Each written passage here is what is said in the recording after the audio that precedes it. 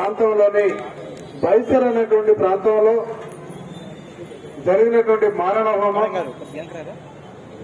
దుర్మార్గులైనటువంటి ఉగ్రవాదులు చేసినటువంటి దుశ్చర్యకి దాదాపు 28 మంది బలైపోయారు. ఇది దుర్మార్గమైన చర్య. దీన్ని ఈ ఉగ్రవాదుల్ని పాకిస్తాన్ పెంచి పోషిస్తుందని చెప్పేటువంటి ఆలోచన ప్రపంచానికి మొత్తానికి ఉంది. ప్రపంచ దేశాలు మొత్తం కూడా దీన్ని ఖండిస్తున్నాయి. భారతదేశం మొత్తం కూడా శాంతి ర్యాలీలు జరుగుతున్నాయి. ఎందుకు జరగాలి ఈ పరిస్థితులని చూస్తే మొత్తం మానవాళి అంతా కూడా అత్యంత దుర్మార్గమైన విషయం ఏంటంటే పిలిచి మరి ఎవరు నువ్వు అని చెప్పి కాల్చినటువంటి సందర్భం కూడా ఉంది. అది కాకుండా పారిపోయినటువంటి జనాన్ని మన సైన్యం కూడా వెళ్తే మమ్మల్ని సంపొద్దు అని చెప్పేసి వాళ్ళు వేడుకున్న విధానం హృదయ విదారకం, చాలా బాధాకరమైన విషయం. ఈ దేశంలో పౌరులు ప్రశాంతంగా బతకడం కోసం 1947లో మన స్వతంత్రం వచ్చింది. అప్పటి నుంచి మనందరూ కూడా స్వతంత్రులుగా అన్ని ప్రాంతాల్లో ఉన్నాం. కాశ్మీర్ కూడా స్వతంత్రాన్ని ఇచ్చారు. కానీ పక్కనే ఉన్న పాకిస్తాన్ నిరంతరం మనల్ని ఇబ్బంది పడుతుందన్న విషయాన్ని గమనించాల్సిన విషయం ఉంది. ఈ రోజున మన దేశం కూడా కొన్ని ముఖ్యమైన నిర్ణయాలు కూడా తీసుకున్న సంగతి మీకు తెలుసు. 50 రోజుల్లో ఆ దేశంతో ఎటువంటి సంబంధాలు కూడా లేకుండా ఉండాలనేటువంటి ఆలోచనతో మన గవర్నమెంట్ కూడా ఆలోచిస్తుంది.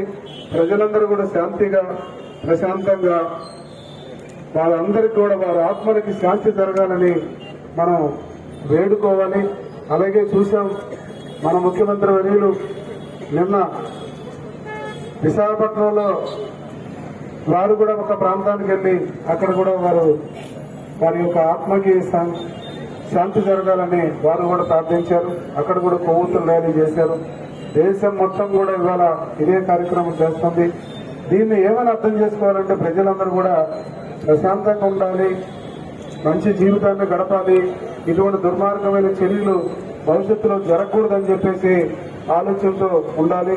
ఎంతో మంది సద్గురువులు మన దేశంలో పుట్టి మన దేశం బాగుండాలనే దానికోసం అనేక మంది ప్రతిరోజు ప్రార్థనలు పూజలు చేస్తూ ఉంటే ఒక పక్క నుంచి దుర్మార్గులు మనల్ని ఎప్పుడు ఇబ్బంది పెడుతూనే ఉన్నారు.